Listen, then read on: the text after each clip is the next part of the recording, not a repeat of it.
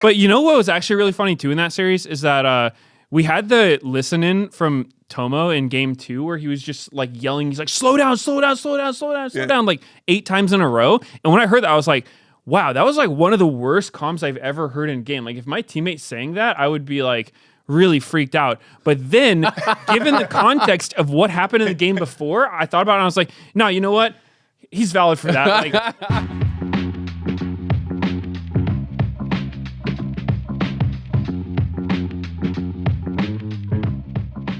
Hello and welcome to The Dive, driven by IKEA, episode 9. Season 9, episode 27. I'm just going to do that every time now. Mess up the episode number. In your old age, these things happen. Everything is going. I started this episode crying already from laughing from our opener today.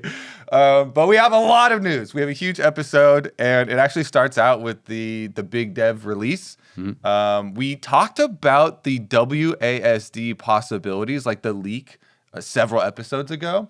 That as like a theoretical leak that happened, but it's official, and they said it's going to be on PBE for a while, working out the bugs, and then it'll come in, in however many patches it takes them to figure out the bugs.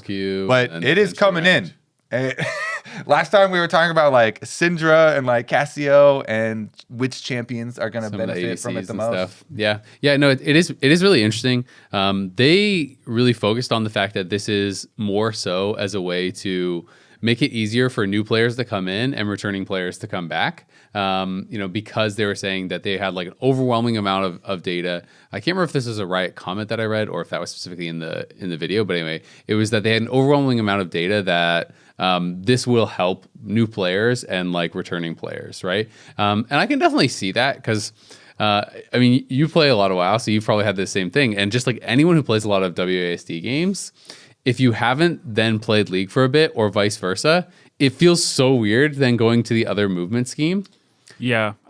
So I could totally see it, right? Like if you haven't played League for like 5 years or something and you come back and you play one game, you've only been playing WASD games for like 5 years, you'd probably be like, whoa, not for me. I've definitely tried pressing WASD to move sometimes when I load into a League game. Yeah. I'm like, oops, doesn't work. Luckily I have flash on F, so I don't accidentally flash. Yeah. But if you have it on D for God knows what reason, you might accidentally flash. I do. I have that on D, baby. Oh, well, I'm sorry to hear that. I don't remember the reason. I thought it was because way back when, like the beginning of League was like default move. I think Ghost was on D when you like first start out, and so I just put the other movement spell there, and then I always had Smite on F. You know what's also really funny? If you have Flash on D, this is like ancient history, probably like season 3 or 4. You know when you have to type out all the timers? If you were trying to type Dragon, but you forgot to hit Enter, you would just flash Alt. Yeah, or people like are always trying to bait you by saying like type dance or something. D to dance, yeah, that type of stuff. Yeah, it'll be cool though. I'm interested to see it. I remember there was like a video from Dom on Reddit a day or two ago. I watched it talking about it. Yeah, and one thing he brought up that I thought was interesting was like jungle clears, because I feel like that's not where you want WASD. Like for jungle clears, you want pretty precise movements. And he was saying like him and Owner were getting 340 full clears, which is painfully slow most of the time. On those speed runs or whatever, people are finishing in 310 or on most champs. Even lower if you double smite. In pro play, you're probably not min-maxing that hard, probably like 320 probably latest you'd want to finish. So 340 is pretty bad. I don't really expect it to see use there, but yeah, like 80 carry I think is probably going to be one of the like best uses. I mean, the other thing is of course that it's like, and he even says this, that they had done it like 3 times or something, right? So you're totally not used to it. I agree. I don't expect it to be super OP there. And they also say in the video that they are not intending for this to be like a required thing for competitive play, right? And they said that if it does feel as though you have to swap to be competitive, they're going to change it. Like they're going to nerf it. I don't know exactly what that means. I mean, there's lots of things that you could do. Like for example, in Dota, there's turn rates on characters, right? So it's like if you have WASD, anything but that. If you have WASD activated, you could make it so that your character can't like perfectly kite because you add like a turn rate or something like that. I don't know. I'm not saying this is the way that they would do it, but like this is just something that I thought of when they were talking about that. Because the big thing that people are focusing on is 80 carries with super high attack speed. You're just kiting backwards, holding A, and you're just spam clicking on them. So you're like able to space glide, right? Whereas that is incredibly hard to do with your mouse, where you're clicking back and forth perfectly accurately every time without just like accidentally misclicking and walking into them and killing yourself. Is super hard to do. And I think it's interesting, right? Like I do think there will be some niche uses, but definitely just like the geography of the map makes it weird because it's not like a top down. It's not like a top to bottom game. It's like a corner to corner game, right? So moving diagonally, I think, will be potentially a little bit more difficult and weird. Yeah, I remember when Belveth came out, August was talking about how her cues go in the cardinal directions and the map is like slanted. So north, I don't know which one's north, but like the corners are the cardinal directions, which does make it even weirder for WASD because like everything is slanted. Mm-hmm. So yeah, it almost feels like it'd work better if the map was, turned a little bit, but it's all good. It's not how it is. I mean, my stance now is the same as it was when the original leak was posted. And I'm like, well, I don't log on PBE that often, but I'm definitely logging on to see how this feels as quickly as possible because I feel like this is the biggest change to the game that we have had in forever. Like, actually, this is actually could just change how you entirely play the game. I mean, I like the idea though. If you can attract a lot more new players, like that's just good for the game, right? As long as they are able to stick to what they are saying, and which is it is not like a competitive advantage. You don't have to swap over, but it's just a good thing, right? I think that's really cool. And I also think that if you are able to get this kind of like style of control scheme working, then that means that like console could also work as well, right? You could play the game on console. So, which some games are actually like surprisingly pretty good on console where you wouldn't think that the controls are that good. I've recently been playing some Diablo 4 on console and like, I find that like surprisingly works pretty well actually. So it would be interesting to see what they do. I'm pretty excited about it. They also talked about some other stuff. Doom bots are coming back, which is kind of cool. I don't really care that much, honestly. But I have really fond memories of when we did the original Doom bots show match. Yeah, way back when. And it was super hard. And then when we won, like we felt so excited. We were so happy. But I never played like the next version of Doombots that they come out with. And then I was looking at the comments and people were like, oh, I wish that this one was the original version where you actually had to win the game. Because apparently in the like second version that they did, you didn't actually have to win, you just had to survive. Did you play the second version that they did? I play every fun mode at least a little bit, but when even was this? Like the new version of Doombots was what, like 8 years ago? It was forever ago. I have no clue. So I have no idea. I didn't play. I played like one Doombot game ever. Yeah, I played a couple. Yeah. I think that's about it. I always like trying out the new modes though. So I'll definitely get in there. But I think the bigger thing is the attacking all the Smurfs. Taking out the big guns. So I mean that as well. Like they're doing a lot to like clean up the streets. Yeah. I feel like with a lot of the punishment changes that they made recently, and now going after all Smurfs. Yeah, I think it's really cool. So the basically the idea is that they are going to be banning people who are. I know there's a big focus on people who are doing what they call like hitchhiking and boosting. Those are the two things that they're really focusing on. So boosting obviously is playing someone's account and then leveling them up in ranks, and then hitchhiking they're calling like playing with someone to boost their ranks. So they're still playing on their account, but you would play with them. And they said specifically people who are playing on like, botted accounts that were leveled or accounts that they purchased. That's what they're really focusing on for now. And then maybe it'll go out from there. I know that they did say if it's like a hand leveled account and, you haven't intentionally down ranked or anything, then you're fine. So it does feel like it's mostly really focusing on boosting and boosters, which I think is good. I know they've said that they banned, there was like some huge amount, it was like 1.5 million accounts for this kind of stuff I saw online that they'd already banned. And I can't remember how many thousand, but it was like, I don't know, say it was 4,000 or 6,000 or something like that were Masters Plus accounts that were for boosting and botting or whatever. Boosting. So, I mean, I think it's great, right? Like, I think that people over exaggerate in my experience how often they are playing against boosters and stuff like this, right? And Smurfs and whatnot. But it is a real thing, and it is really frustrating when it is a real thing. And yeah, occasionally you're going to have someone in your low ranked games where it's like, oh, they have like a 90-something% win rate. Like, clearly this person doesn't belong here. And you basically have no chance at all. And if that's like your one game to play that day, that's a horrible experience, right? So I think it's great that they're doing it. Yeah, it also could cut down on some toxicity because it makes it harder for people who perennially just keep getting banned and banned and banned. They just buy new accounts or whatever. They go back out and spend $5, $10. I don't know however much it is, but it's like it has been pretty. We're honorable. We've never bought an account. We don't know the price. Maybe it's $100. Whatever. How much could a banana cost? But like cutting down on that is like a really good effect too. I was gonna say when you mentioned though about like the frequency of actually playing against those, it has been so long since I have ever felt like I was playing against a scripter. Yeah. But I actually got my first ever game that was canceled by Vanguard, and I got a Vanguard pop-up that says we deleted this game because there was a scripter detected.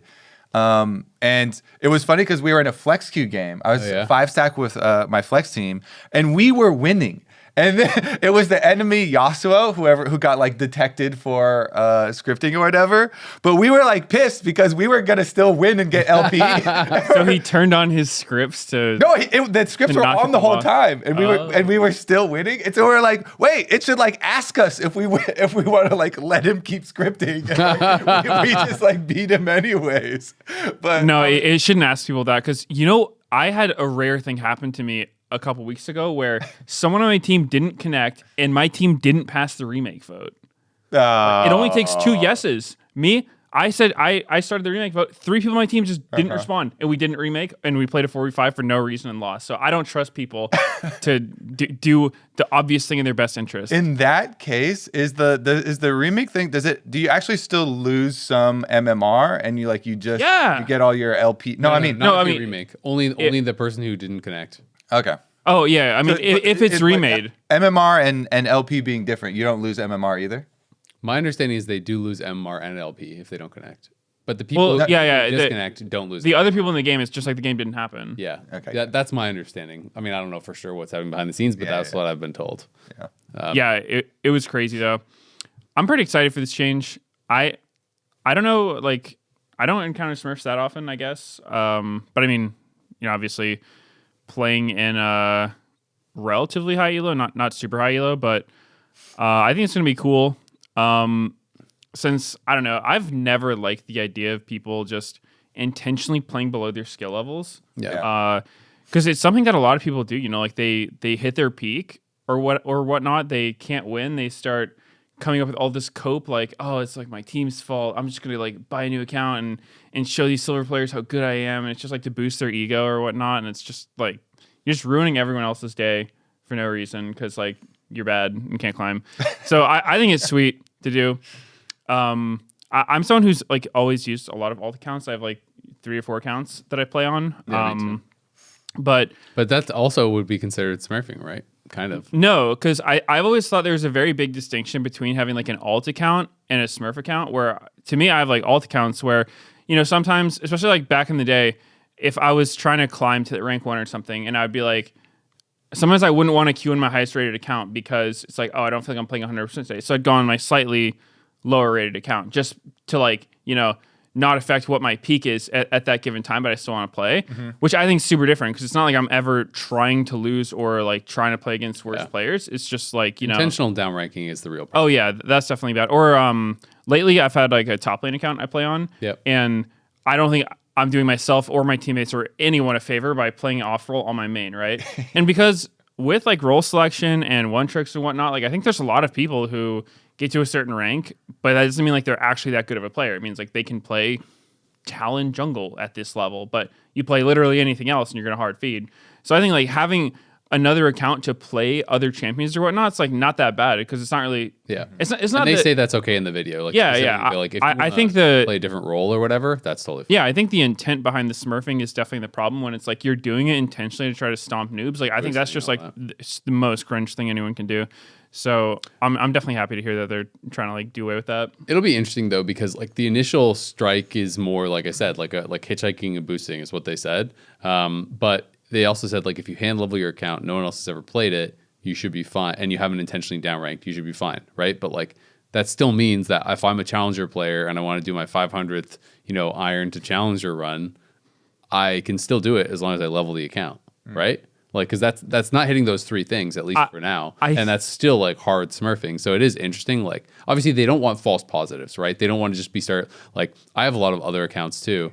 And I mean, it's always like a little bit of a gray line. I don't do it in ranked, but like I have accounts that I don't really use a lot, because even if I want to play normals with some of my friends, I play so many normals that like we'll always play against diamond players or master players or things like this. And then it just ruins the game if I'm playing with like literal bronze players, right? So I don't know. Yeah, I think the reason they specifically mentioned that a hand leveled account where you don't intentionally derank is a big thing there, because I think they're actually pretty good at trying to place you where you're supposed to be. So for instance, you get placed in Iron 4 if you have a new account now. I recently played on an account that I hadn't played ranked in forever, and the first year I ever played League, the first time I ever played League, I placed into gold. And this time when I did the placements, my placements were actually went well. I think I won every one except one or whatever. And your first placement literally starts in Iron 4, and then you get LP based on that. But it's like even winning, I don't know what it is. It's 5 placement games. I won like 4 out of 5. I lost 1 to there was a duo that was both 95% win rate. And I think it started me in like bottom of silver. And even if you have like an 80% win rate or something, you can't skip divisions anymore, and you can't you only go up one at a time. So you are stuck in. I don't know the specifics of the unless you have an account that has like super good MR, like the pro accounts and stuff. Yeah, I remember hearing that they were doing something like even in normal games they would like have some metric to try to place you. Maybe it's not like the actual rank itself, but your MMR. Because I don't know. That's what I remember reading. Maybe someone could fact check it, but I do think there are ways to like they try to adjust it so it's kind of obvious if somebody's smurfing. They don't. Yeah, I thought they don't want them to be in low. They removed Smurf Detect. They used to have Smurf Detect, but I know that my understanding is that they had removed that. There was some reasoning about that. I could be misunderstanding, but I could have sworn I read Froxon tweeting something about like how they had removed Smurf Detect. I haven't played a new account in a long time, so I don't know. I'm not exactly the right guy to ask, but it wasn't even a new account. It was one I hadn't played in like 8 years or something. So I think it's just had like reset. Maybe you might be. Oh yeah, they didn't remove Smurf detection. You just not detected, buddy. Yeah. But it was like I actually thought that was crazy. In the first placement game. Yeah. And I was like, all right, this is gonna take way too long to get to like a reasonable elo. Yeah. I was thinking though, because or at least when I'm trying to climb to a new peak, I do the same thing that you do, Meteos, where basically I have a warm up account. Which is it's not intentionally a Smurf account or anything. It's just the one that I don't play usually. I don't think there's anything wrong with it. Then when I'm like grinding, I'm like, okay, well, my first game of the day is usually way worse, because you're warming up. And even a lot of like the apps and stuff will like warn you if you have a teammate that is their first game of the day, because it's like such a big like win rate drop or whatever. So I would always like get a bunch of caffeine and like exercise and then like sit down, play my warm ups account game or whatever to prep, and then get into the regular ones. But it's all funny though, because it's just like where is everyone's line on what's okay is going to be different, right? Because if you're like, yeah, everyone's way worse in their first game of the day, no one's gonna want to get Kobe in his first game of the day account. You know what I mean? Yeah. Like you're annoyed. Just never stop playing, so you don't right? have a first game of the day. Some people would be like, well, why you should play a normal or an ARAM to warm up, right? You shouldn't do that in ranked. You're ruining someone's experience. But I think that there has to be, flexibility still. Like for people who enjoy playing ranked, you should still be allowed to do it if that's what you want to do. Like whether you're in like peak condition or not. Like I got a teammate on my team that like first picks the new champion, has never played the new champ. Am I allowed to be like, hey, Vanguard, get them? what is that guy doing? I know that guy's gonna have a way lower win rate than normal, type of thing. Yeah. Also, I have had some crazy tilt loss streaks. How big does my loss streak have to be until you're intentionally downranking? Yeah, until they're like, this guy is intentionally downranking. I'm like, no, I'm just losing my mind. One of my friends used to have the craziest. Like he was such a grinder. You'd get on like Friday night. I'd like play some games with him. He'd be say Masters 100 LP or Masters 200 LP or something like that. And then Sunday, I'd get back on, and I'd look, and he'd be like Platinum 1. or like, whoa, this that was, is crazy. This was pre-Emerald, right? But like, he would literally fall out of Masters and the entire Diamond thing. And then next week, I'd play with him again, and he'd be back at Masters. And I'm just like, this is crazy. Was he like playing different champions and like his summoner spells? He would play for like literally 30 hours straight and stuff like that. And he just was him. Yeah. Would his account be getting banned on this new system by chance? I don't know, but so he is the craziest person. Oh, you know, one thing, when you mentioned the apps, they also said they were adding jungle timers into the game. Yep. Which I think is cool because it's been a while now where the apps people use will like actually give you jungle timers, which I've tried it a little bit, but I don't know. It kind of feels like cheating to me. So it's cool that they're actually just putting it into the game now. So it's like a level playing field together. Yeah. So I think that'll definitely be cool. I think the one that I would still like to see is like summoner timers in the game. Well, they said that in Death Recap, it'll be more easy to track summoners. I don't really know what that means. If it just means that like if someone killed you, is it going to say that they used their flash? Well, even the apps, I haven't. The app at least that I used, you have to click on the summoner spell. Yeah. So they don't have automatic ones. Yeah. It's still OP though, kind of. I do think it would be cool though if it was easier to track. Like I personally wouldn't even mind if they just auto tracked flashes. Like if you had vision of the other person flash, like it just shows when you press tab. I don't like that. Because my reasoning for it is that right now I think one of the most important things, especially in competitive play, is being able to track summoner spells. Like if you have someone on your team who can accurately time all the flashes on the enemy team, you are at such a huge advantage. Then they should get that advantage. Yeah, but that's lame. That's the same thing with like timing dragons and red buffs and blue buffs. You can make the same argument then. If you're going to give them flashes for free, well, what about Shen ult? That's a pretty long cooldown. Yeah. Well, why don't I get to know when Nocturne ult's up? Why don't I get to know when? Okay, well now I get to know when their ults are up. Yeah. So why shouldn't I know when Jax's Counter-Strike is up? I want to dive them. I don't want to free see anybody's like actual cooldowns. It's kind of where you draw a line somewhere. I think summoners is a totally fine line. Yeah. Yeah, I disagree because like some of the longest ultimates are of the same cooldowns as like Ignite. Yeah, but those aren't summoners. Like I know, but then I just think it's like, to me, I think that's too far. And I know that it is. I mean, that's valid. But I would be more okay with if I've never downloaded any of the overlay stuff. So like the clicking on summoners have it timed always seems pretty OP to me, but I would be more okay with that, I guess, like that it requires some sort of like physical input, you know what I mean? To like, you can track it through that way. Like being it, just like Control A, like 13, 15 mid, 14, 10 AD, and like spamming the chat. I'm just like, that's not fun, man. Nobody wants to do that, but it like gives your team a huge advantage if someone does, and I don't like stuff like that. Yeah. As someone who timed like our red, their red, our blue, their blue, dragon, because it's not fun. Like, it's not fun gameplay, right? Yeah. You don't want like, the peak of skill to be, spreadsheets or something, right? Yeah, definitely. That's a good way to put it. But it's also not like required, right? And I feel like, I don't know, I just think it's interesting, to me. I mean, nothing's required. You don't need to have a jungler on your team. You don't need to have your eyes open. I mean, there's need to buy items. There's lines, right? There's lines to any of this stuff. I mean, it's like, there are some players who are really good at summoner tracking, but I mean, if you're talking about solo queue and whatnot, it's like TF Blade and people like that. I used to watch him on his rank 1 climbs. I don't think I've ever seen that guy type like a summoner in chat or anything, like ever. Like lots of the best solo queue players that I've watched who are like perennially rank 1, I never see them time anything ever. I think it affects competitive more than solo queue. Absolutely it does, right? And that's why I'm more okay with it. It's like there is this more like in-depth thing that's an extra layer that you can get an advantage for in pro play if you do it. And I feel like, to me, that's fine. Again, like if there was to be anything, I'd be more okay with them like clicking a summoner and it like just tracks the timer for you in game. When you press tab, you can just like click their flash and TP or whatever, and then like you press tab again to see it. I'm more okay with that personally. That'd be cool. But yeah, I mean, I just think it's like anytime I watch any of the top solo queue players, they don't do it. If everyone getting rank 1 isn't doing it, it's not required for the player base, right?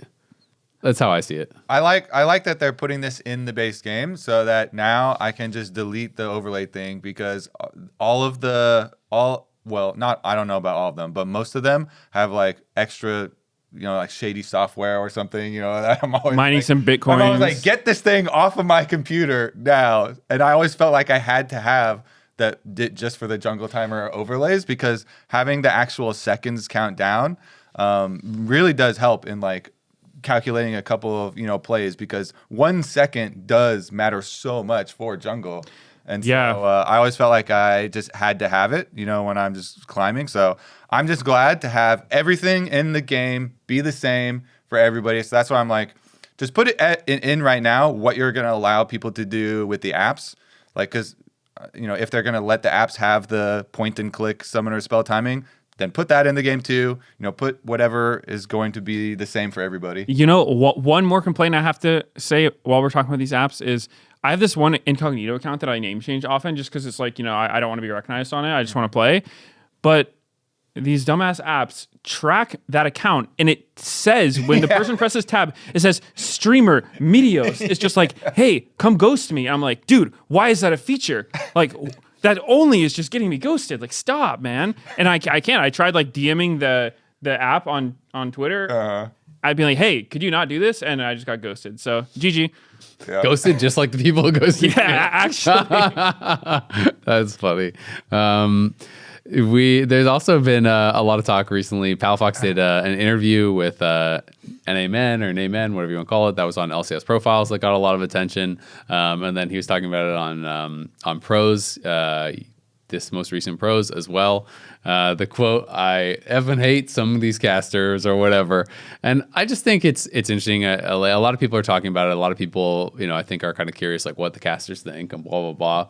I mean, my basic kind of take on it is a couple things. First off, I'm sure there's a lot more than Palafox as pro players that have thought, wow, I really hate these casters, or wow, these guys don't know what they're talking about. I know that when I was a pro for a lot of years, I thought that many a time. And it's the reality is no one likes hearing criticism of themselves or negative things being said about themselves, especially in this kind of weird environment where it's like a public space and someone is criticizing you to a lot of people, right? Or maybe saying that they don't agree with your play or whatever. And especially if you think they're wrong, then that's going to feel really bad. Also doesn't mean I agree with what he said, because the reality is it's like criticism can be totally legitimate, and you're still not going to like to hear it, right?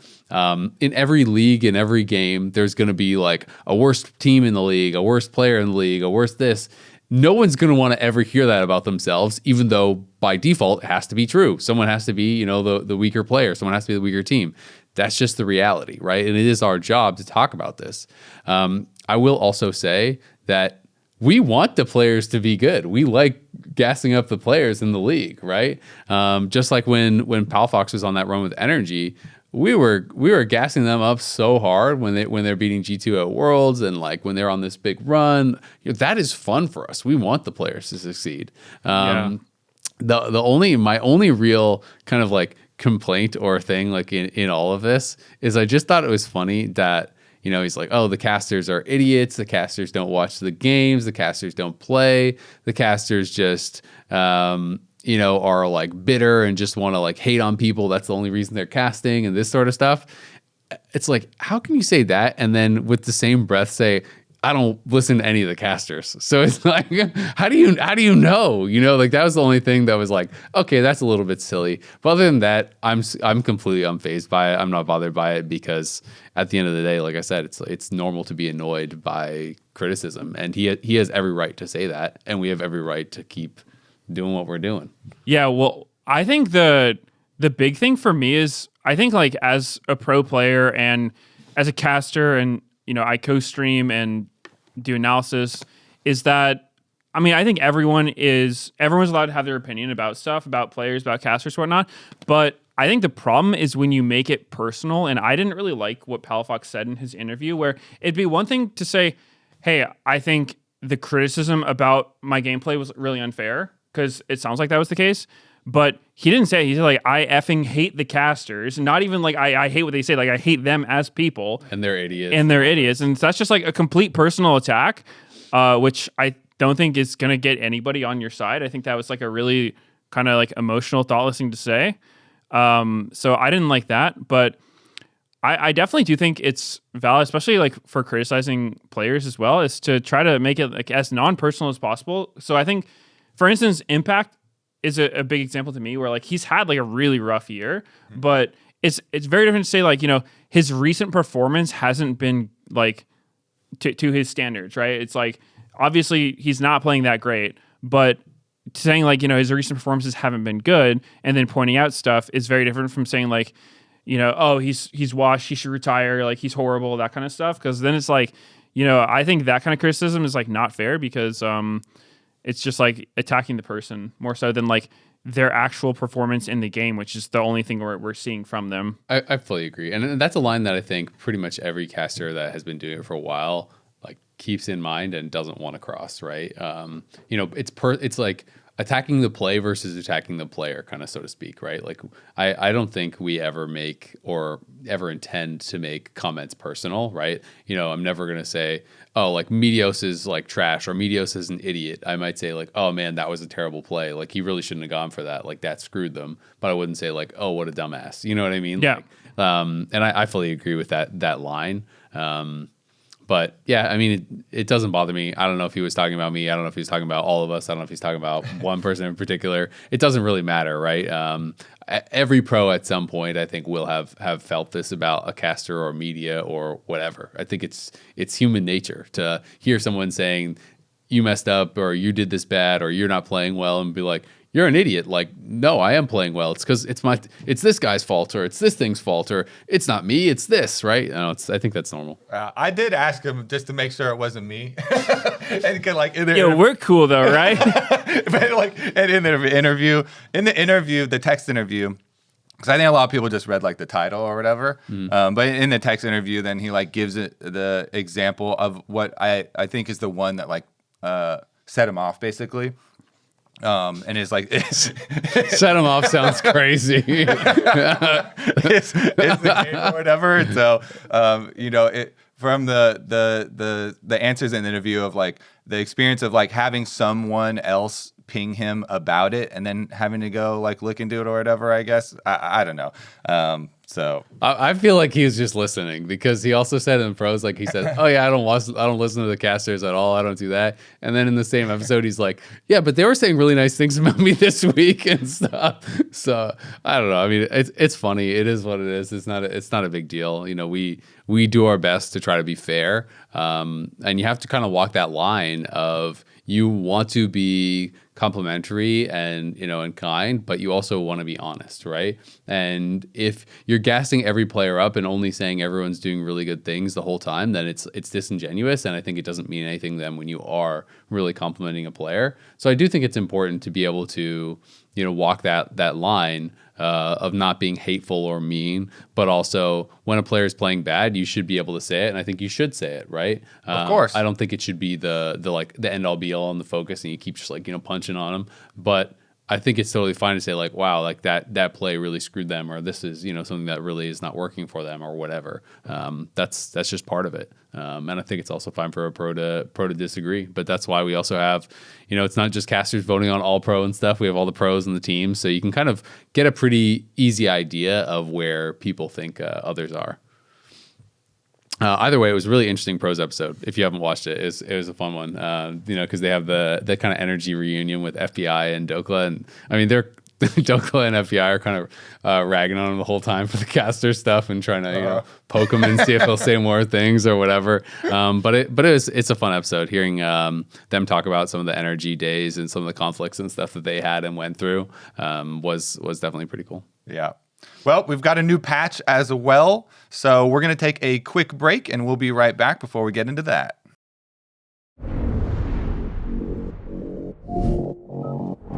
Ready, set, go!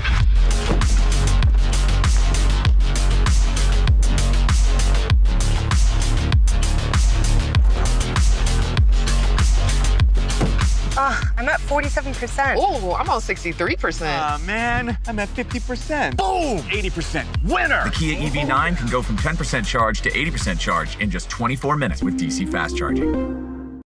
Welcome back to The Dive, driven by Kia. It's time to talk about the new patch. 25.16 is out now, and there are a lot of changes and a lot of jungle focus changes. I know you guys were going through a lot of the early win rate data on Lolalytics, because obviously we're recording early morning on Wednesday when we had first looked. So there's not a lot of games yet, but some pretty massive win rate swings on a couple of champs. Yeah, we kind of talked last episode about how their idea that they announced where they're going to do a bunch of let's put more champions in different roles, because there was that whole conversation of the game is like too balanced, quote unquote, or too vanilla or something at the moment. And so the aim that they stated was to shake it up. And I think, the ones I had my eye on, of course, were Sylas, Nautilus, and Qiyana. Because Sylas, we talked about it last time, can be like a really, really fun jungle. I was very worried that that champion is going to be broken if they buff him too much in jungle. But it looks from the day one reactions of win rates, Qiyana is looking to be the most insane gainer. I still think Sylas is going to be extremely good in jungle. Even when the win rate for Sylas jungle was pretty low, it was still really good, especially for pro. And if you're looking at pro, anytime there are these champions that are already used in pro in one role and they get another role added to be a flex pick, I feel like it's just going to be insane, especially for a champ like Sylas that can counter pick whole teams, and you have to think about what ults you already have on your team, what ults he's going to steal. So I still think that is going to be a high prow one for competitive. But Qiyana has got to be a terror for solo queue. I already think, I haven't even played a game on this patch, I think I'm going to be banning Qiyana. Really? Yeah. That's do you see this win rate spike? Yeah, I mean, it went up a lot. I think I'll have to see it, but in my experience, I think Qiyana actually is in the conversation for hardest champ in the game. I think she's so hard to actually play well that I'm not that scared unless I know a one trick's queuing up for Qiyana. But the buffs were pretty huge. It's I think her attack speed for W at rank 1 is going 10%. from 5 to 15%, which is a lot of attack speed. Especially when I've seen some of the mid Qiyana's and plus base Q damage. I've seen Qiyana's just start D-Blade W level 1 and just walk at the guy and just start hitting him to death. Yep. And W didn't just keep autoing them. So it's definitely a really strong ability. So I think it's cool. A lot of these champs that they buffed are just going to be fun. If we're seeing Sylas Qiyana jungle, I'd be like, that's a pretty sick meta, right? It's you're probably not going to have many boring games with those champs in them. So I'm down to see it, but yeah, it's going to take a little bit more time to see if these actually viable champs, because I do think that they're quite a bit harder to play than something like Trundle or Jarvan. My complaint about Qiyana is always when Qiyana is good, and I feel like there should be a cooldown on the individual pull, I don't know what you want to call them, but the elements that you can pull, where she, when she just keeps doing grass over and over and is just perma invis, that is so unfun to play against and so annoying. I have no problem with the damage being high or assassins in general or any of that sort of stuff, but I just do not think you should be able to go grass Q, grass Q, grass Q, and you just perma invis over and over and over and over. That is so annoying. I've always felt like there should be a little internal cooldown where it's you have to go grass and then go to something else before you go grass again, or something like that.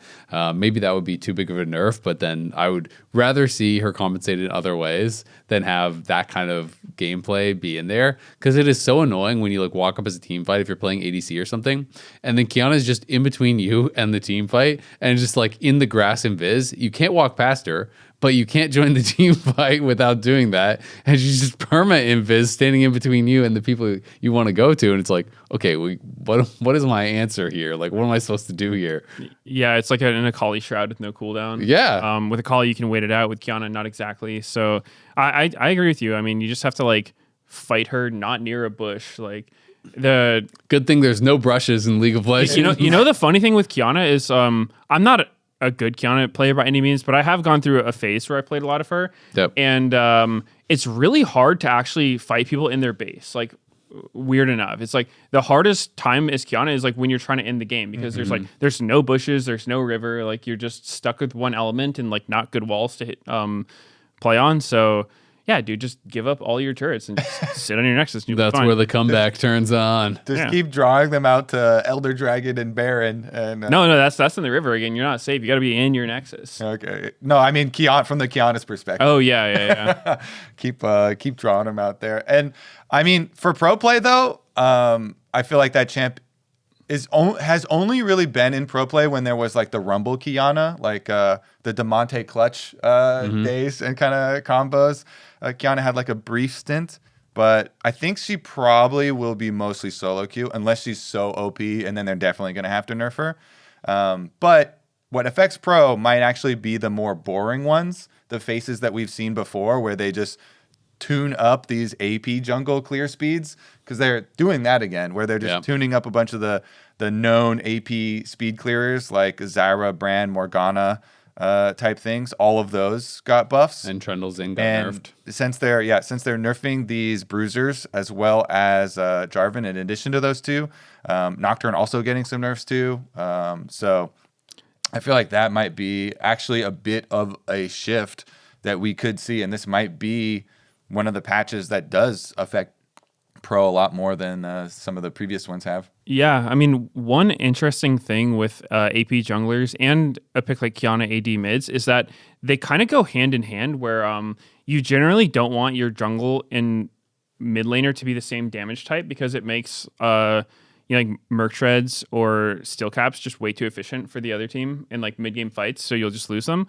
So a lot like when we had that like Brand Zyra like hard farming AP meta, it was last year with all the 80 carries mid, and now I don't know how many 80s there really are mid lane. There's like Yone is the main one that you'll see with Maokai most of the time, but aside from that, it's like a lot of the mid laners being played are still AP. It's like Aurora, Annie, Victor, whatever. So I still think we'll mostly see 80 junglers, but maybe people will try more AD stuff. Like I don't even know what 80 mids are nowadays. There's like Corki sometimes. Jace, Tristana kind of are floating around. So nerfed. I mean, when you look at pro play, like in order, the most picked champs: Talia, Azir, Orianna, Aurora, Ryze, Annie, Victor, Ahri, Galio, then Yone, and then you're back to AP champs again: Syndra, Sylas, Akali, Hui, Ziggs, then Corki.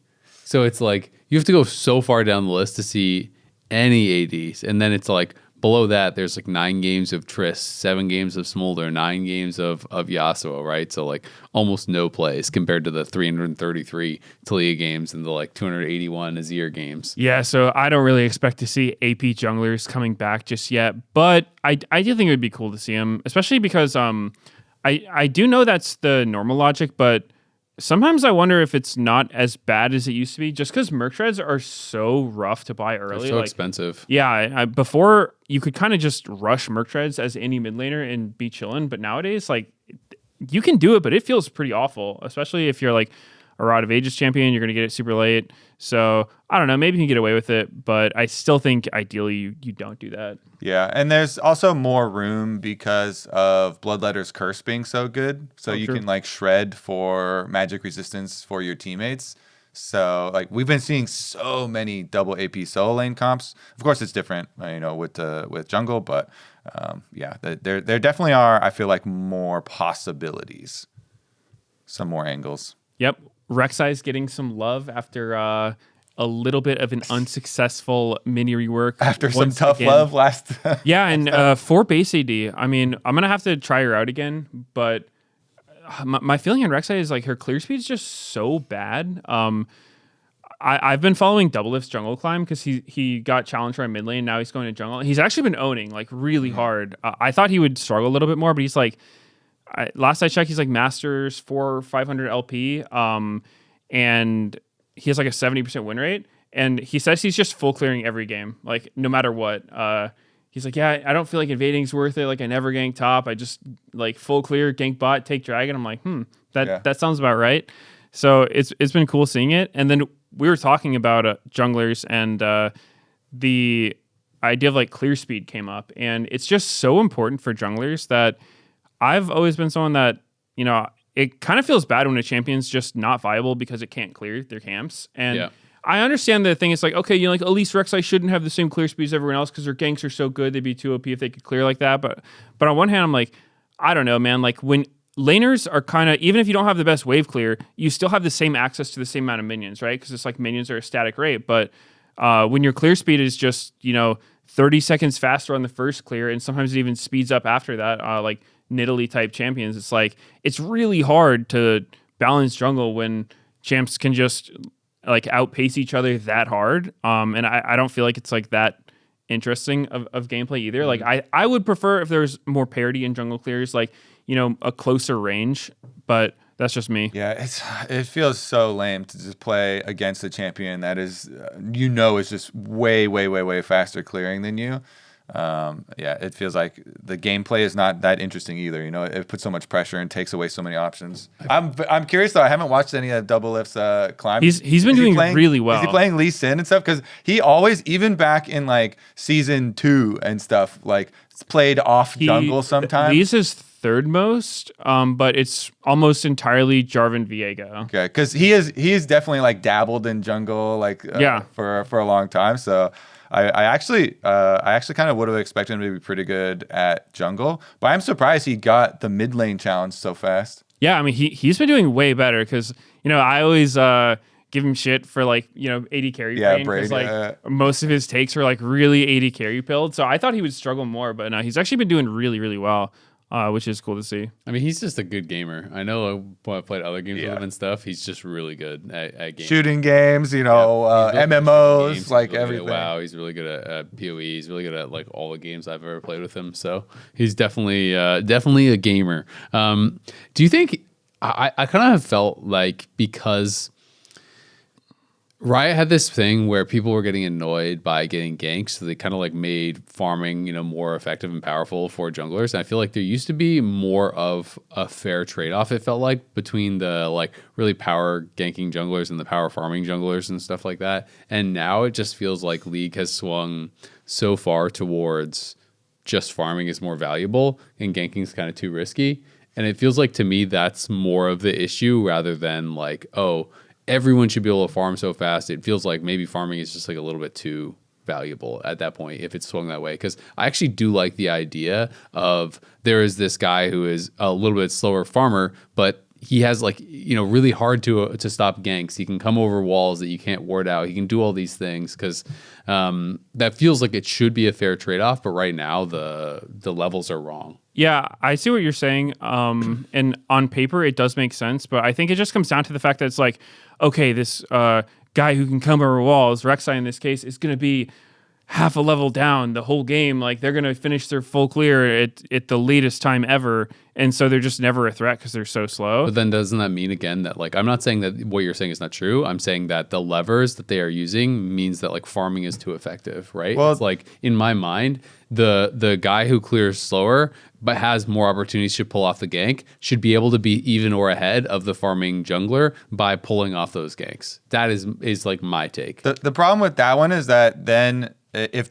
they want to disincentivize junglers from ganking too much because then all the laners complain and laners just laners already hate jungle, and so they have this problem with the philosophy of like what to do with this role that is honestly it's like hated by everyone, even junglers at times, right? It's like all of the laners hate us, and then junglers junglers don't want to have to be forced into playing this certain way, but then they're like, well, if everybody is pissed, like we can't have people spam ganking, and we can't get back to the degeneracy like we were talking about of Camille level 2 all the time and stuff like that. And so they I know many times they have like made all these little adjustments, and I'm watching them like change early kill value and experience value and all this stuff. And so it seems like they're trying to find the middle ground, but it's just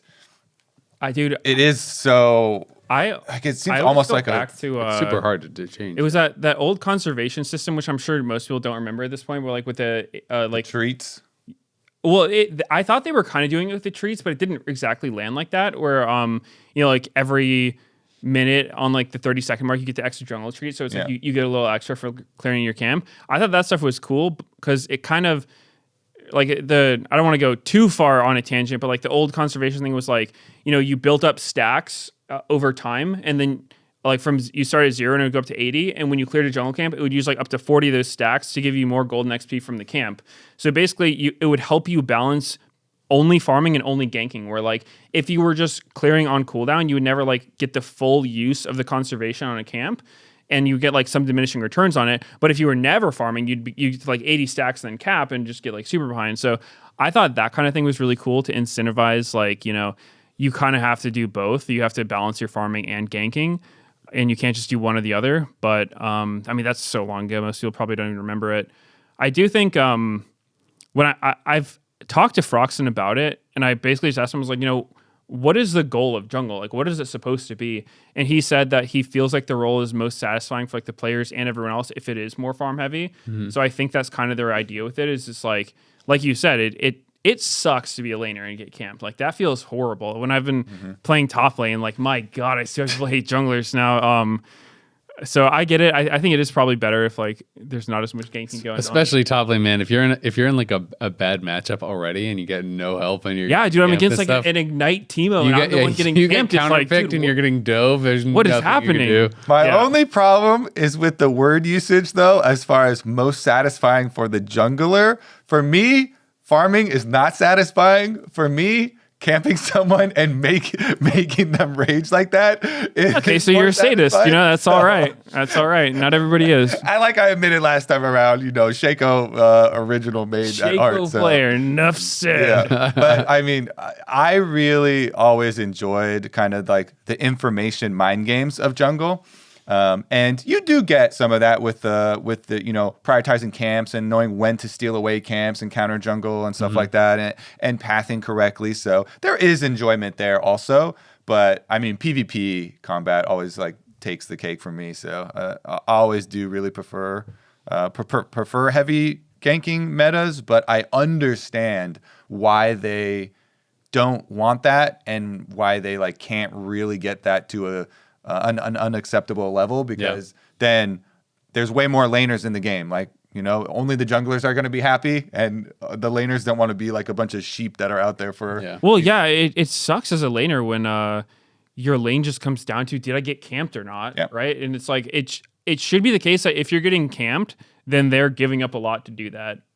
So I think right now it kind of feels decent where it feels good if I'm getting camped as top lane and my jungler's just like power farming or not suiciding bot lane, which you'd be surprised how often it's not the case. But if they're just playing normally and like taking objectives, so like it doesn't feel that bad. You're just like, all right, like I hate you, their top laner, and their jungler. Like, I'm having no fun, but I'm probably gonna win. I think that's at least like an okay trade-off. The worst feeling though is when you're getting camped and then you like press tab and your jungler's still like somehow down farm. And they're dragon and isn't doing. They're getting triple killed bot lane trying to dive. I'm like, all right, let's just go next. Yeah, get me out. Everyone hates. Get me out. Everyone hates junglers. I feel it all the time. Even junglers. It's fun. It's so funny when like someone on your team will die and then they start spam pinging the enemy camps and they're like, you better be getting his bottom side Krug or whatever. The funniest is when if you're jungling and someone dies during your first clear and then you start getting pinged. It's like, brother, I'm on my first buff here. Well, what are we doing? Also, when people are dying 1v1 early like that, like they don't even get ganked by the enemy jungler, and they start pinging you to do something. And you're like, I just started, bro. You just lost 1v1. Like, well, you're supposed to come because this is a losing matchup. And I'm like, it's not exactly. I have to do my camps first. That's not exactly correct. All right. Varus also getting some nerfs, which is kind of nice to see because this champion has obviously been so popular in pro for so long. It seems like they're mostly trying to focus on nerfing the poke variant, like the E and Q damage is getting nerfed, and they're buffing the on-hit damage later on into the game. So trying to make it more of a focus there, and hopefully like less powerful early. So maybe Varus will be a little bit more even. I'm surprised they're not touching his W because if you've ever read the tooltip on Varus, the proc damage or the on-hit damage? The proc damage and the cooldown refund. Like, if you've ever looked at that ability, that is an insane ability. It's like, I think when his W is maxed, it adds 21% of their missing health damage onto his Q. and it refunds like it's almost Earth basically. Like if you like shoot them with a spell and then you 3-stack blight them, proc it, 3-stack blight proc, your abilities are just back up again, right? Like you can just keep spamming your abilities with no haste at all. So like I think that ability is really, really strong. So I was a little surprised that thing's not getting hit because I don't know. I think as long as he can keep doing that kind of stuff, he's going to be in a difficult to balance spot.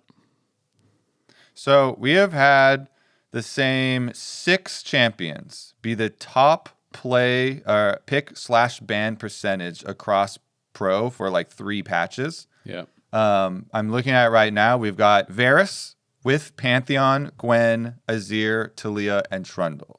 And in this patch, they are attacking Trundle, and they are attacking Varus.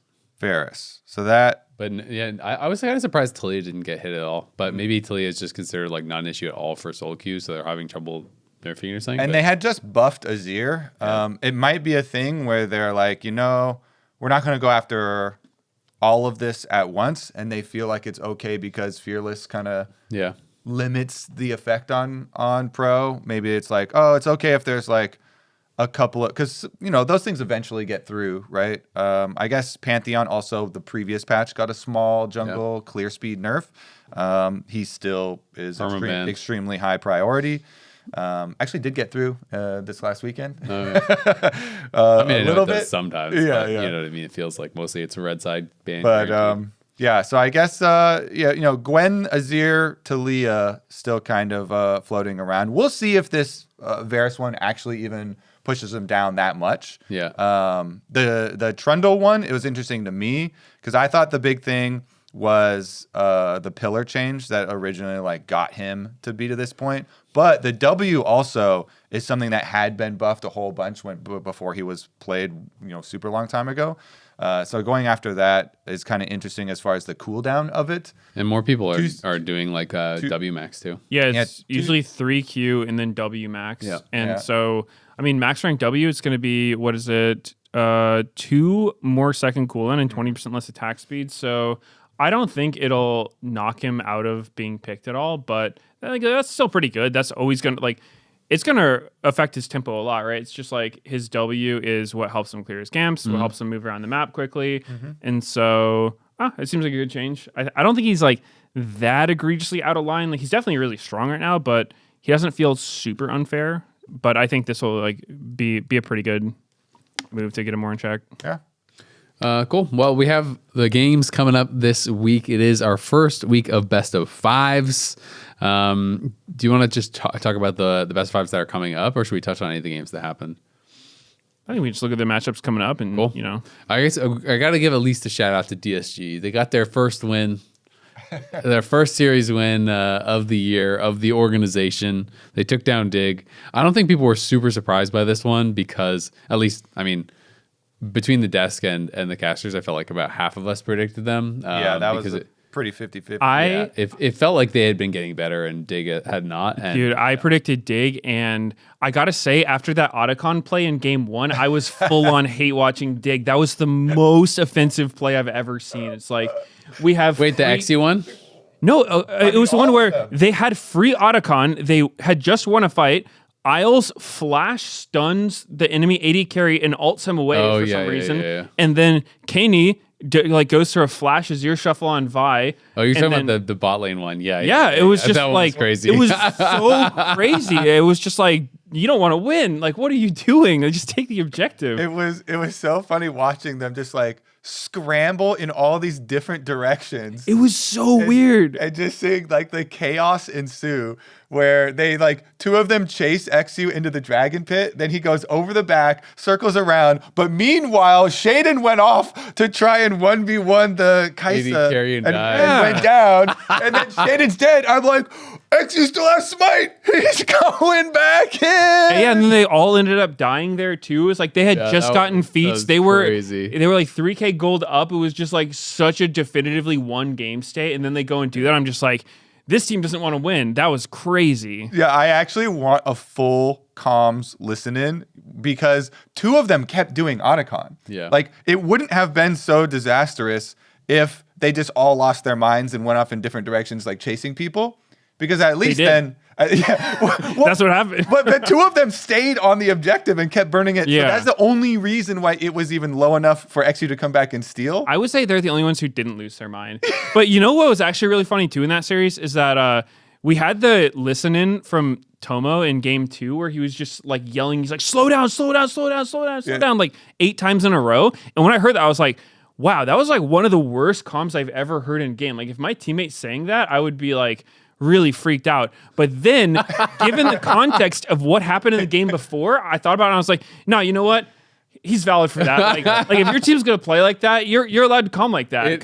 But that was just so wild. That Otacon, I was catching that series, and that was like, it was making me think of it was like, what was it, the Renegades versus Dignitas? Oh yeah,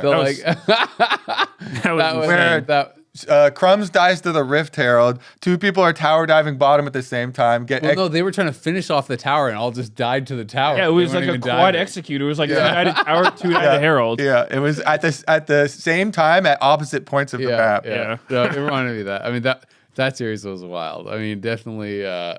I think it was it the third game that was the other, because when you said Otacon, I was thinking of the XU one where they like had the Otacon guaranteed. Shaden was playing Trundle and he had no flash and they had him like zoned out of the corner. And he said, "My people need me." Yeah. And he Jarvan and ulted. Flash ults into all 5 and dies. That play was sick. That was crazy. That was awesome. Crazy. But Dignitas, they got taken down. DSG gets their first series win, so congrats to them.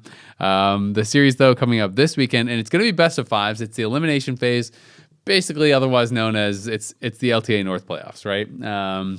The official playoffs will start once it's like North versus South, but this is best of 5s. We're going into an elimination phase. We're starting in the upper bracket, so no teams can get knocked out this week. But it is going to be Shopify versus C9 and TL versus Fly. We can start with the Shopify versus C9. We had the kind of like pick your opponent ceremony. And a little bit of trash talk between Loki and Palafox. Loki picked them. And mostly it's like pretty mild. It's like, yeah, they're a good team for us to pick or whatever. And Loki's like, yeah, Shopify has been getting better, but Palafox hasn't. So that's why we're picking Shopify. And then Palafox is like, well, last time we played you, I was up 2 levels. So like, we'll see, blah, blah.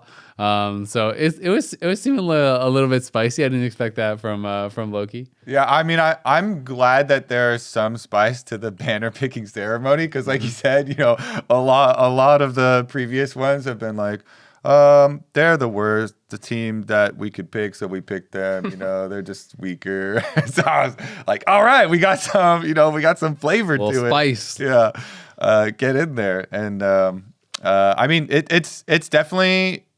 I mean, it's definitely I'm still hyped for it, but I feel like Cloud9 and FlyQuest have just been so far above the rest of the league that if we're looking at this series, we kind of have to look at it from the perspective of like, okay, how are Shopify going to upset here? How are they going to craft their plan to beat Cloud9? Because coming into it, Cloud9 looked like one of the most stable teams. Actually, we showed a stat where Stats Guy tracks the percentage of time where a team has a major lead in the game, which is 1.5% over 50% of the total gold in the game. And Cloud9 were number 1, even held that over FlyQuest. So they're like this split. For this split, and so they've been like very consistent in holding those leads basically. So I feel like if you're coming in and you're trying to attack Cloud9. Obviously, your biggest boss and the biggest thing you have to come up with a plan to attack is Thanatos. Mm-hmm. This man is actually a monster up there. He will 1v9 your team. Dude, I wish we still had ProView to see that game 2 against Liquid where he was playing Aurora into Impacts for Nectin, because like, I don't know how he denied. I think Impact had 3 CS after 3 waves. Yeah. Like, how do you do that? I genuinely don't know how you do that. Like that he's just working some magic or something like that. That was so wild. I've never seen that kind of gap in a match. I mean, granted, like Aurora is a really strong laner, but like he got smacked.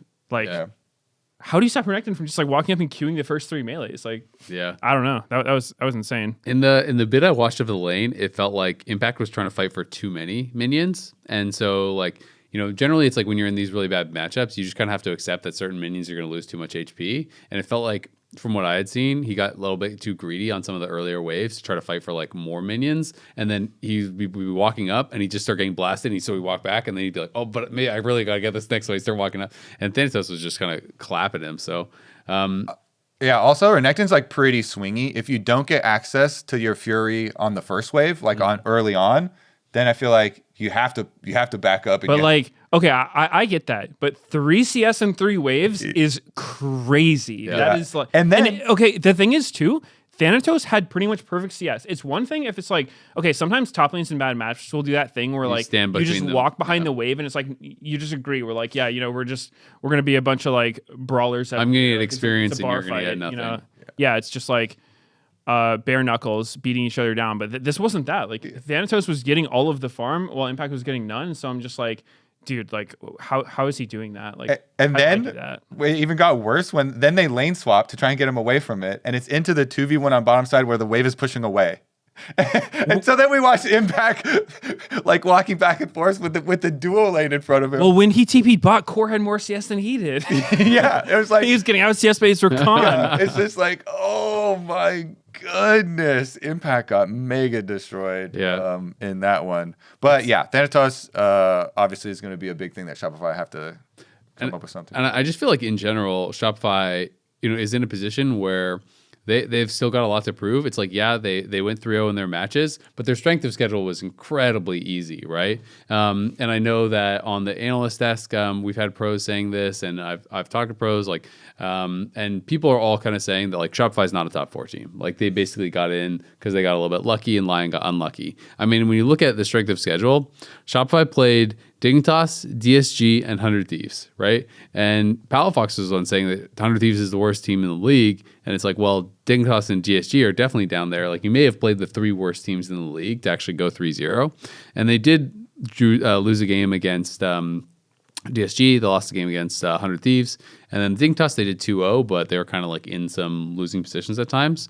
And then you look at Lion, and Lion had a brutal strength of schedule where they played FlyQuest, TL, and C9.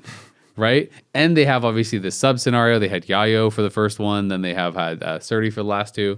So we don't know what's going to go on there. But I feel like coming into this, it is that position. Kind of like how I felt it was, I guess, last year with 100 Thieves, where all the pros are like, oh, these guys are frauds. These guys are frauds.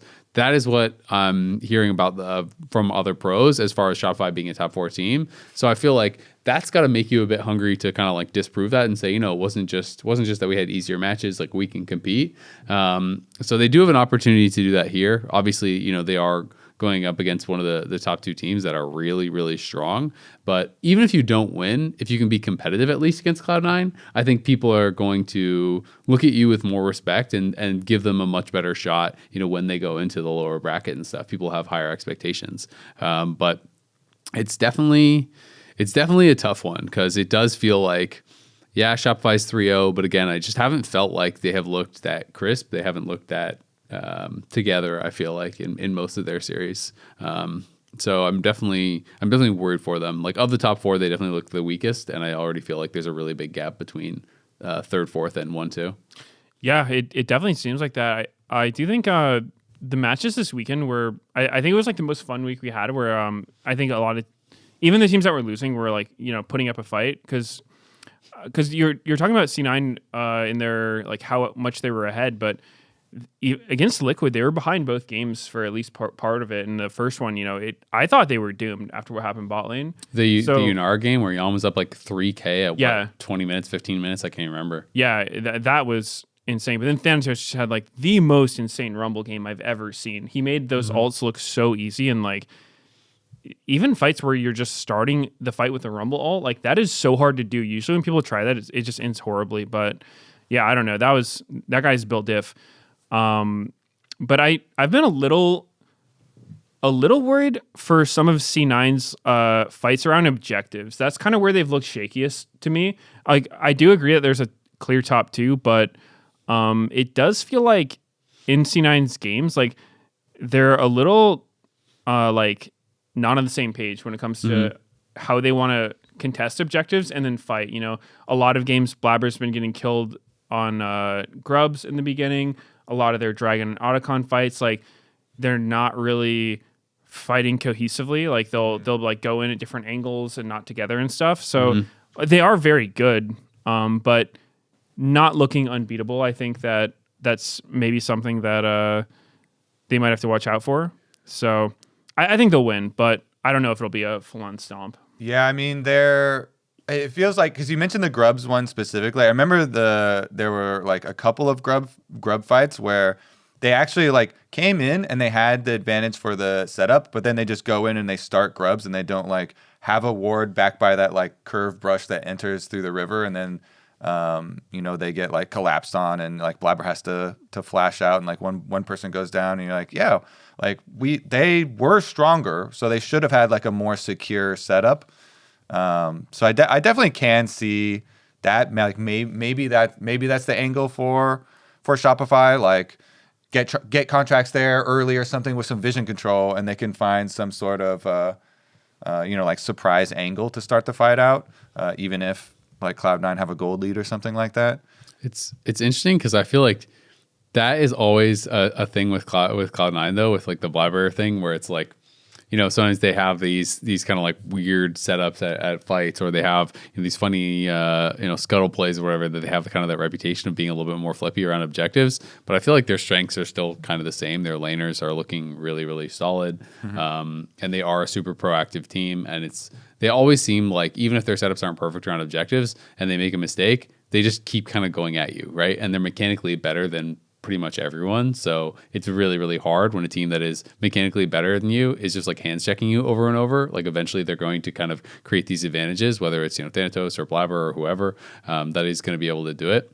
I will say, as far as the mid lane matchup, I thought Palafox actually had a really good series this last week. His game 1 was rough on the ante. He was like whiffing tipper ults and things like that. But his game 2 and 3, I thought he played quite well. He had a really good Yone game, and then in the second game, and then game 3, Dokla just was going mid like 100 times in a row in this. It was like Ari Victor, and I thought 100 Thieves drafting game 3 was horrible, but they had this this Nocturne, Renekton, Ari, Kaisa comp, and they were playing into a comp that felt like they super outscaled, had better team fight, had like better side lane, had like better everything. But Fudge went mid three times in a row, if not 4 times in a row, attacking Palafox, and they did eventually get him killed, and they got the gold onto Quid. And then it was like every time we looked mid, Palafox was just beating Quid's butt. Like he was just pushing him in. He was winning out trades. He was chunking him out. So I thought Palafox actually played really, really well against Quid game 2 and game 3 especially. To be getting camped like that and to be getting pressured and to still be the one having pressure in the matchup is like that's the dream, right? Like when your teammate is getting camped and they still are winning, like you're feeling so good about the game. Yeah, it was a cool Victor build too. I don't know if we've seen it recently. I know like the double mask used to be a thing on Victor, but he just rushed Leandries. Normally we see Rod of Ages is the most common. Sometimes people will do like a lost chapter item, but he just rushed Leandries.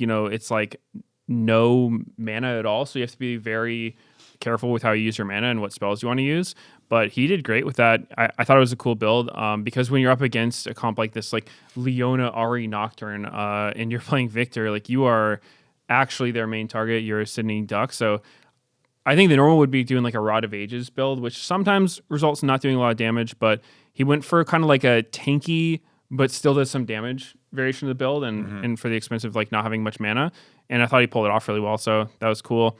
I was really rooting for Dokla because I know last week I was saying I think they have the option to pull him in, and then like a few hours after we filmed the episode, they announced that he was going to be playing, and then game 100 Thieves actually looked revitalized. I was like, wow, like they've got a fresh lease on life, and then it kind of deteriorated over the series, and by game 3 it was kind of sad. Yeah. I like that Dokla was actually like trying to be pretty aggressive though, even though some of it wasn't working out. Like he was actually like going for solo kills and stuff in the Jax Gwen matchup. Yeah, that game was good.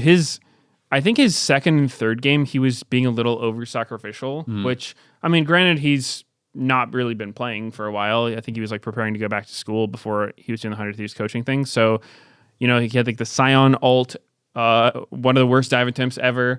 And then his Renekton game, like he said, he was going mid, but I think he went mid a little too much and ended up just like way down in XP, which is not ideal.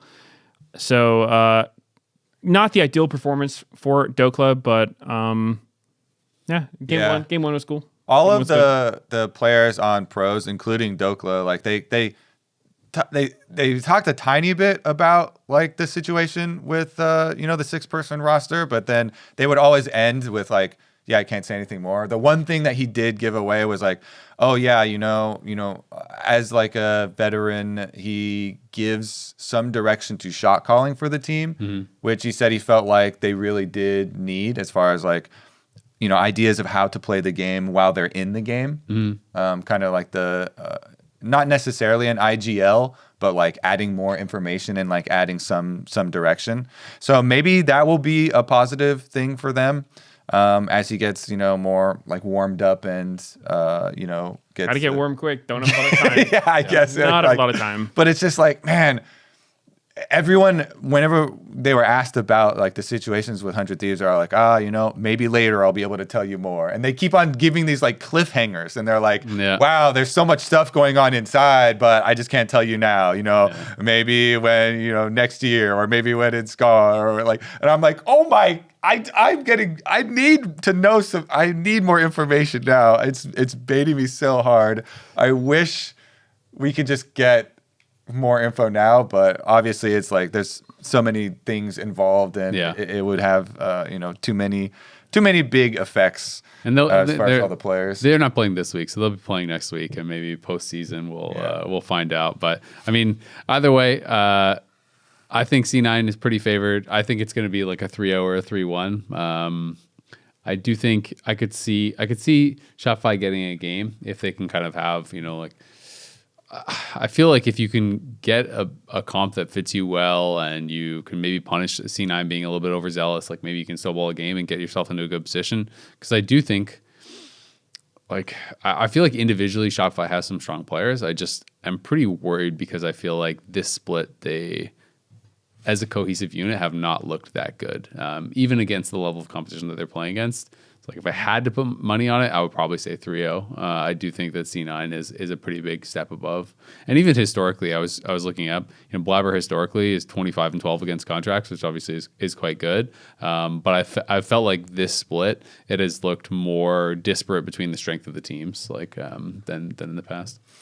Yeah, contracts definitely is the kind of guy who's like, pretty much every time we talk about him, we talk about how like he can be very creative early game, and I think sometimes like that can work. You can surprise someone, but I also think Blabber is a very smart jungler, and while he sometimes gets a reputation for being a little over aggressive and stuff, I think that if you're trying to cheese him or pull some early game shenanigans on him, he's probably going to be one of the best people at like not letting that happen or getting an advantage against you when you try it. So I would feel pretty good about Blabber in this matchup.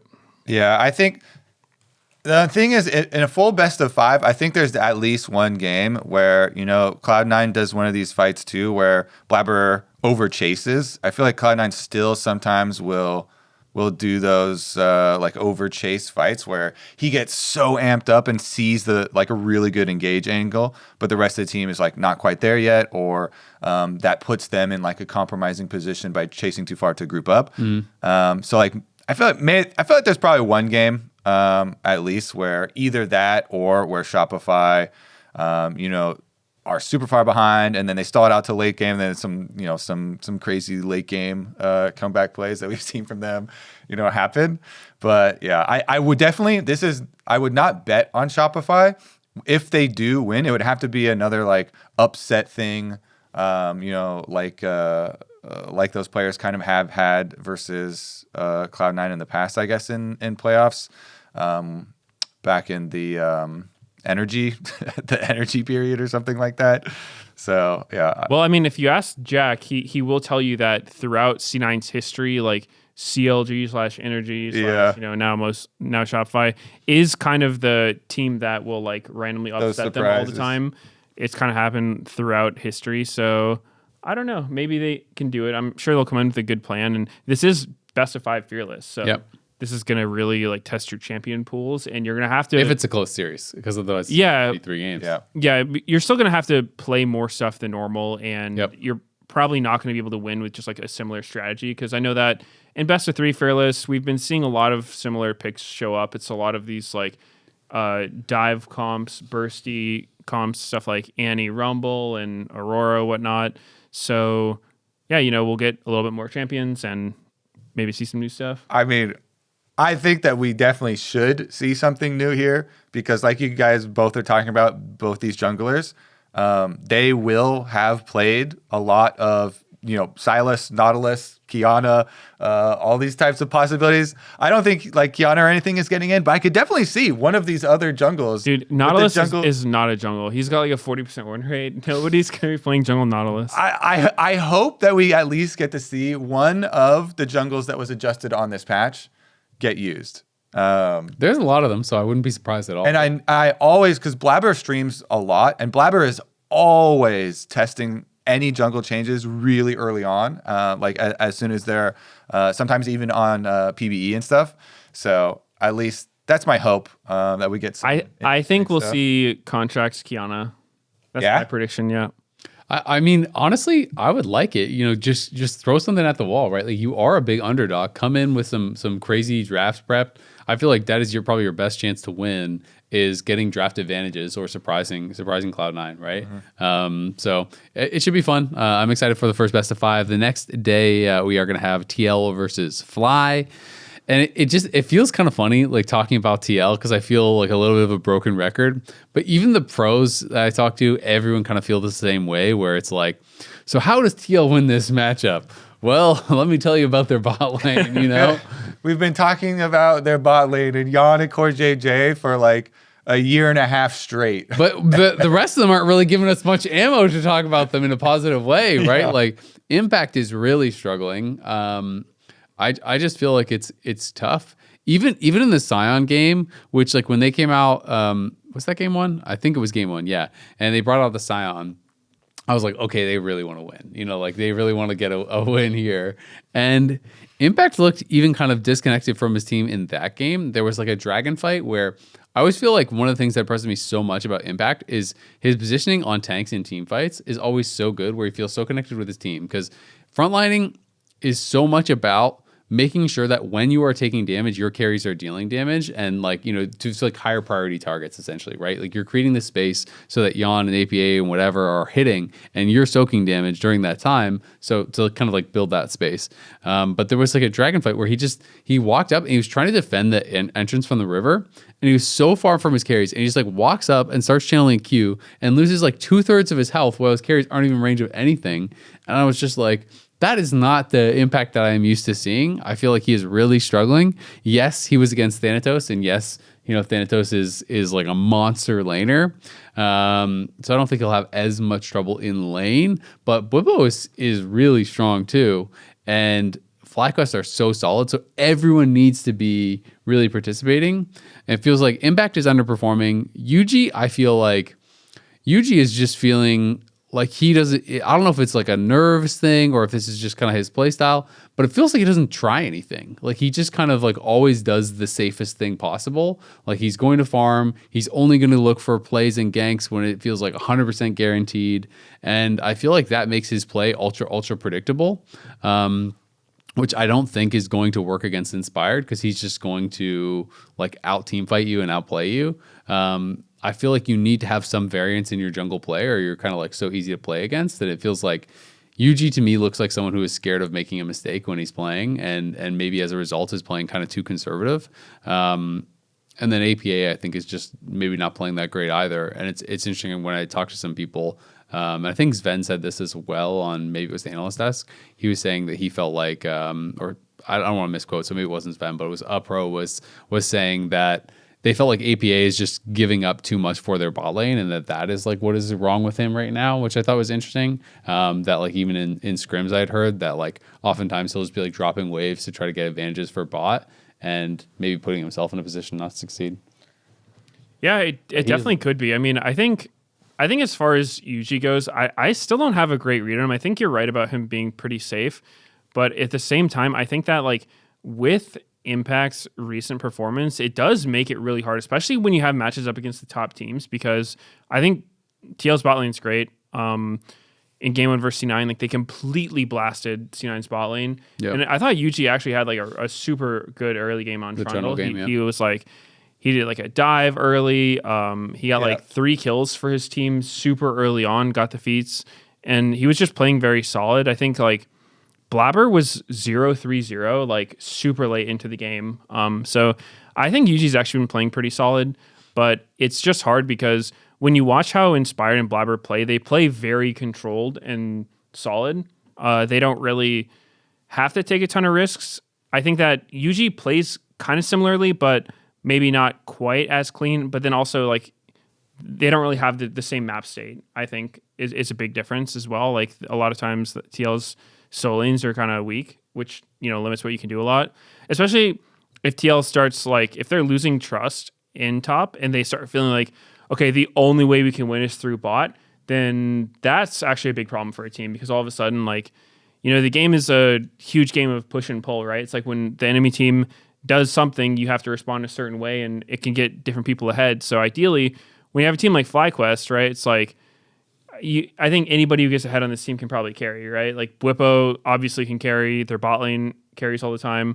Inspired does, but with TL, it feels like they only win if it's through bot. So if the other team just keeps putting you in situations where your bot can't get ahead, you know, like a really neutralizing matchup, you're just like constantly camping them, not letting them breathe.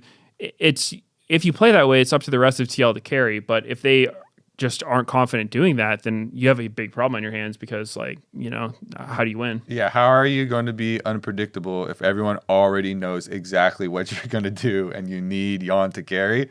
When you were talking about the Trundle game, that's what I was going to bring up too, because I actually felt at the beginning of this game and the beginning of the series, I was pretty optimistic for TL's chances, because it felt like they really came in with such a clear game plan, because that was the one where they also had Yon on Yunara, and you know, Yuji goes full clear into the dive bottom lane. They push off the enemy bottom lane. Yon gets like this big lead.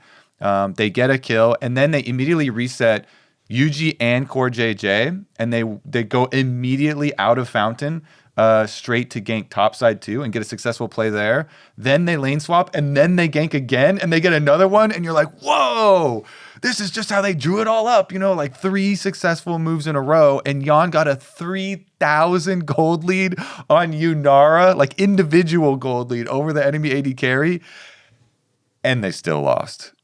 They, like, if they can't win with that, like, oh my goodness, it is so hard to drop a win here for TL versus FlyQuest, because, like you're saying, FlyQuest are so dynamic, and Busio especially has been insane, not only in lane, but like at roaming also. So I don't know. It feels so difficult when we just last weekend had this game where you're like, wow, that game 1 to me is like, that's got to be like the perfect TL game plan. That's like what a TL win looks like, you know? And it's still a loss. Yeah, exactly. Yuji and Core JJ make all these really good moves. Yon has a 3,000 gold lead. You know, Impact is literally on Sion on a tank that you're always being like, you need to be on the front line, you need to be on the tank. APA's on a facilitating mid lane Annie and initiator, and you're like, this is it. That right there. But yeah, that didn't work. I totally agree. I actually thought TL was going to take game 1. Like, it really felt like everything was going so perfectly to them. It was like completely following the game plan, like put Yon in a situation of 1v9, but they weren't able to do it. That's the thing with C9, is that even though sometimes they look a little shaky, they do kind of have that X factor where like they just win situations that doesn't look winnable. Yeah. I didn't, when I was watching game 1, I was sitting there being like, how do you win this? Like, it seems so lost. Like, Thanatos is ahead, but it's really hard to side lane and like push up deep as Rumble, especially when a Trundle can just like walk up and kill you. But then somehow they just like kept finding winning fights. I feel like they team fought really well in that. Well, I guess the Otacon steal was big. The Rumble random. I think if that didn't happen, they were probably screwed that game. That's what I was going to bring up, because the Otacon steal died to a tick after from Rumble Ultimate Leandry. Yeah, UG early. And smited. UG Side Rumble, UG extra tick. UG smited at like, there was like, It was like 1350, I think. yeah, there were maybe even lower. I think in the replay I thought it was that, but I could be wrong. Okay, yeah. Anyways, going back, like, yeah, he smited like a tiny bit ahead, and then it goes down to the tick, and you're like, oh, Otacon has a huge amount of like comeback potential because all the experience from Flowers and the way that it works. And so when I saw that, then I started to get really nervous because Thanatos was a monster. I would also say Vulcan, this was his first career on-stage Nico game. Oh, wow. And he was actually really good. Yeah, I thought he played really well. I didn't even know that. Because he landed so many snares that Thanatos like used to get lots of damage for his Rumble ultimates off. Obviously, individually, Thanatos, that was a massive Rumble carry game too.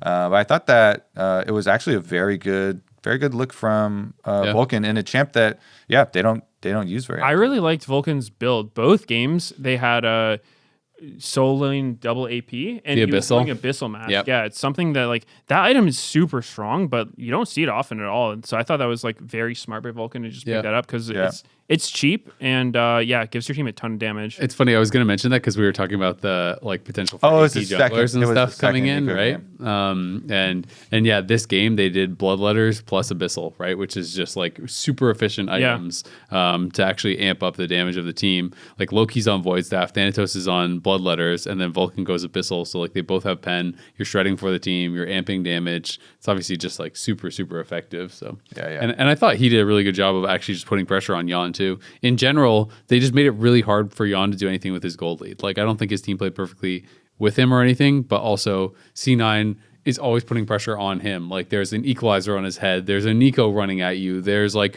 Blabbers threatening you with Cyclone. There's like all of this stuff that is kind of being thrown towards Jan to make it so it was really difficult for him to ever actually just like stand in fire and do something with his gold lead. So I thought that was a pretty impressive comeback. Okay, so I just wanted to correct though. It was the second Nico game. Okay. I looked it up during the game, and there was only one. But yeah, it's a champ that they don't play that often, and it looked really good on it. Yeah, no, for sure. On the FlyQuest side, FlyQuest I still think just is the best team in the league. C9 obviously is looking really strong, but FlyQuest just feels like they are becoming more and more complete. And speaking of Busio, I just feel like Busio has just gotten so good.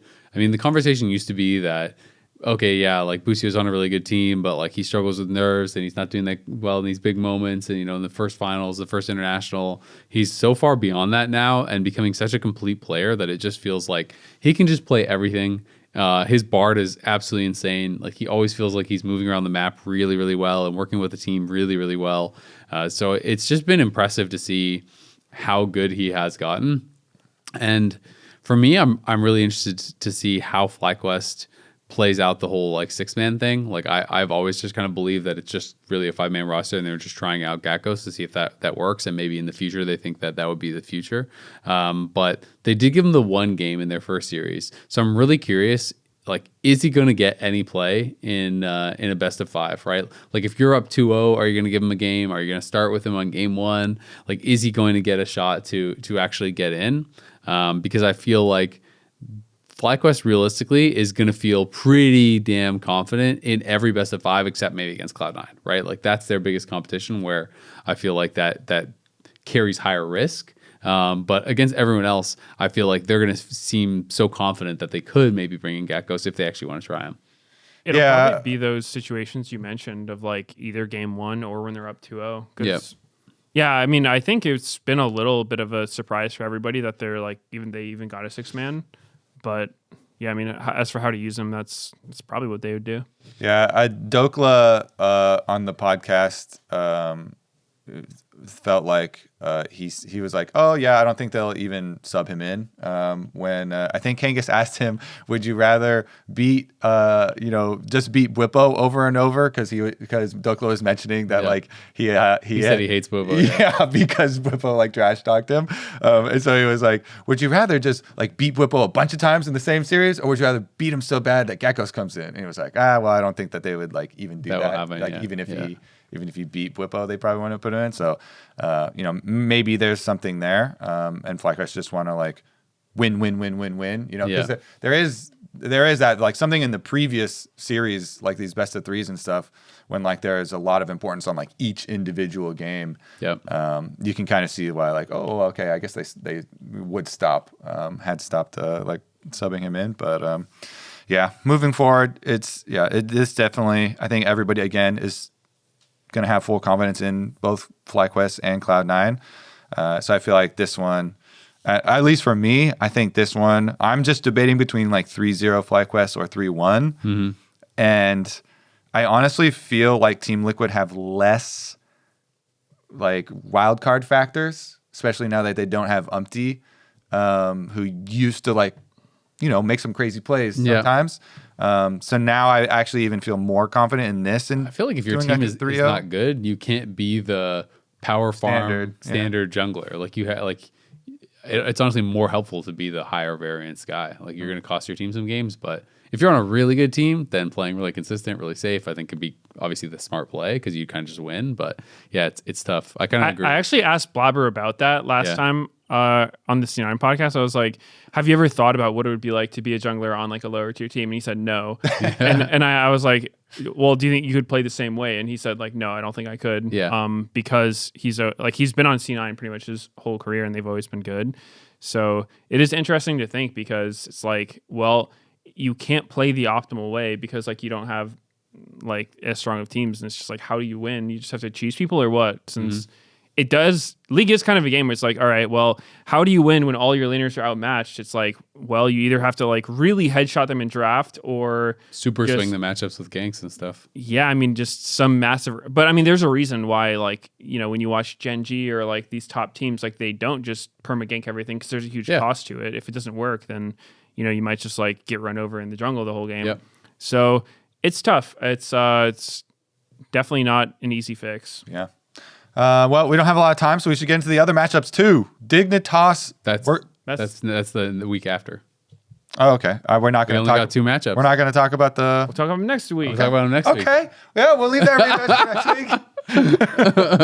Yeah, we can talk about it for next week because that'll be our content for next week's episode. True. Don't want to eat. Don't want to eat everything now. Yeah, exactly. Even though we already know the matchups that are coming. No, those are going to be the lower bracket matchups that are going to be starting, and those will be elimination matchups. But that will, of course, not be this weekend. It will be the weekend after. I think there's still some tickets left if you guys want to come watch some best of fives here at the Riot Games Arena. It should be a lot of fun. I'm excited for it. Best of fives. Always a good time, especially with Fearless. Hopefully we'll get some good competitive series. And, if these series are one-sided, we have C9 Fly coming up pretty soon. I think the lower bracket's going to be really spicy, so it should be a lot of fun. And then, of course, we will have LTA North versus South later on as we head in towards the championship. And honestly, with the South team looking pretty competitive against G2 at MSI and looking a lot better, that's made me a bit more nervous for that. So I'm kind of more excited for it than I thought I would be, to be honest. Before MSI, I was literally 0% nervous. Yeah. So yeah, I am more than 0% nervous. I'm with you. Now. I'm still confident. Our boys are gonna get it done. Yeah. But maybe not. But it should be a lot of fun. So thanks everyone for tuning in to this episode of The Dive, driven by Kia. If you're watching us on YouTube, hit the subscribe button so you don't miss an episode of The Dive. You can also check us out on Spotify, Apple Podcasts, everywhere else. The LTA returns this Saturday, August 16th at 1 p.m. Pacific. It's Shopify versus Cloud9. We'll see you there.